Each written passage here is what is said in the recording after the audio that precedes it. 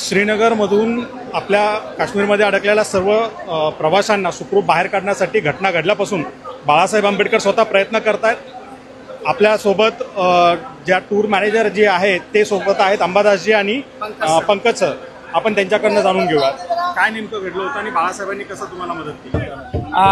आम्हाला त्यांच्याबद्दल खूप आभार आहे, क्योंकि त्यांनी जे आम्हाला सपोर्ट केलं खूप छान केलं और त्यांच्या हिंमतमुळे आम्ही हे मुंबईला पोहोचलो, आपल्या महाराष्ट्रात पोहोचलो. मुंबईला पोहोचलो म्हणजे आपल्या घरात पोहोचलो असं वाटत आहे. नाही तर आम्ही जसं जसं मुंबई जवळ येऊन राहिला तर मनात शांत वाटून राहिला होता की चला आपण तिथून कुठेतरी डरच्या ठिकाणी परत आला. आणि आंबेडकर सर बाळासाहेबचं खूप खूप धन्यवाद. आंबेडकर सरांचं त्याच्याबद्दल खूप धन्यवाद. ज्या वेळेला हे सगळं घडलं आम्ही सोनमर्गला होतो, त्यावेळेला सोनमर्गहून श्रीनगरला आलो.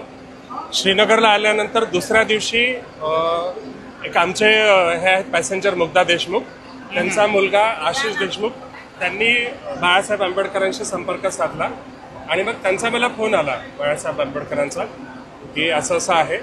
पहिले तर माझा या गोष्टीवर विश्वास बसे ना की एवढी मोठी व्यक्ती आणि मला फोन करते, हे खूप माझ्यासाठी हे होतं. त्यांचा फोन आला, मग त्यांनी सांगितलं काळजी करू नका, माझं बोलणं सुरू आहे, फडणवीस साहेबांसोबत बोलतोय. देवेंद्रजी फडणवीसांचं आणि प्रकाश आंबेडकरांचं कम्युनिकेशन सुरूच होतं. मग आम्हाला मंत्रालयातही फोन आला, मनोज मुंडे सरांचा विमान मंत्रालयातही आला. मग त्यांनी सगळी ते अरेंजमेंट सरांचाही फोन आला आम्हाला कंटिन्यू. मनोज सर कंटिन्यू अपडेटमध्ये होते, देवेंद्र सर होते, प्रकाश आंबेडकर सर होते, आम्हाला कंटिन्यू अपडेटमध्ये होते. त्याच्यामुळे आम्हाला जे भीती होती ते कमी झाली होती की त्यांनी म्हटलं होतं की आम्ही लवकर तुम्हाला तिथून बाहेर काढणार आहे. कुठेतरी असं वाटत होतं की चला आपल्या मागे कोणीतरी इथे उभा आहे, आपण इथे एकटे नाही. जरी ते इथे होते तरी तो फील आम्हाला येत होता की हे लोक तिथे आपल्या पाठीशी आहेत. जसं जसं मुंबईच्या घडल्यापासून बाळासाहेब सातत्याने मंत्रालयातले अधिकारी असतील, काश्मीर किंवा दिल्लीतले असतील, त्यांच्याशी संपर्कात होते आणि माहिती घेत होते. महाराष्ट्रातले सर्व लोक सुखरूप परतावे म्हणून त्यांनी प्रयत्न केला. पुण्यातले असतील, अकोला, मुंबई या ठिकाणचे आपण सगळेजण सुखरूप परत आलात, त्याबद्दल आम्ही खूप आनंदी आहोत आणि तुमच्या सगळ्यांचं सहर्ष स्वागत करतो. सरांचा खूप खूप धन्यवाद. आता आम्ही आमच्या घरी चाललो आहे, आनंद होतोय, खूप चांगलं वाटतं, सुखरूप परत आलो. खूप मदत केली त्यांनी. थँक्यू, धन्यवाद. माझं नाव अभिषेक बडगुजर आहे आणि आम्ही श्रीनगरला सोनमर्गला असताना पहलगामला तो अतिशय निंदनीय अशी घटना झाली की टुरिस्टवर अतिरेकांनी हल्ला केला आणि दुपारी आम्हाला हे माहिती पडलं. संध्याकाळी लगेच आम्हाला प्रकाश आंबेडकर साहेबांचा फोन आला आमच्या टूर मॅनेजरला आणि त्यांनी सांगितलं की तुम्ही काही घाबरू नका, मी सगळी काही अरेंजमेंट करतो आणि सर्वांना सुखरूप अकोल्यात आणण्याचा मी प्रयत्न करतो. आणि त्यांनीच सांगितलं की तुम्हाला आता मुख्यमंत्री ऑफिसमधून मुंडे साहेब म्हणून त्यांचा कॉल येईल आणि लगेच मुंडे साहेबांचा 1 तासामध्ये कॉलसुद्धा आला आमच्या टूर मॅनेजरला. आणि त्याच्यानंतर सरकार आणि प्रकाश आंबेडकर साहेब हे कंटिन्यू आमच्या संपर्कात होते. त्याच्यामुळे हे फारच कौतुकास्पद गोष्ट आहे की सरकारमध्ये नसताना सुद्धा एखादा माणूस एवढे प्रयत्न करत आहे आपल्यासाठी. त्याबद्दल प्रकाश आंबेडकर साहेबांचे मनस्वी आम्ही आभार मानतो. धन्यवाद. धन्यवाद साहेब, धन्यवाद साहेब, तुमचे फारच आभार आम्ही मानतो की एवढे प्रयत्न केले साहेबांनी.